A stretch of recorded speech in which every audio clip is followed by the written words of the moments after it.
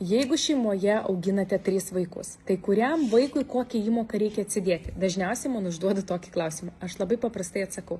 Atsidėkite didžiausią įmoką ir maksimalę tam vaikui, kuriam greičiausiai sukaks 18 metų. Kadangi, kai jam bus 18 metų, jūs dar turėsite ant savo pečių 2 vaikus, kuriuos taip pat išlaikysite ir jais rūpinsitės. Todėl jūs dabartiniam vaikui, kuris yra vyriausias, jam atsidėkite maksimalią pinigų sumą. Ir kai jūs man pasakote apskritai bendrą kapitalą, kokį jūs galite atsidėti bendrai per visus vaikus į mėnesį, aš jums galiu patarti ir paskaičiuoti, kokiam vaikui kokią pinigų sumą atsidėti. Vienam vienokią, kitam kitokią, trečiam kitokią. Ir jūs tada sprendžiate, ar jums tinka mano nuomonė, ar jums tinka tai, kaip aš jums paskaičiavau. Svarbiausia, kad kiekvienas vaikas turėtų atskirą sutartį. Nelipinkite vaikų į vieną ir tą pačią sutartį, nes tai neapsimoka.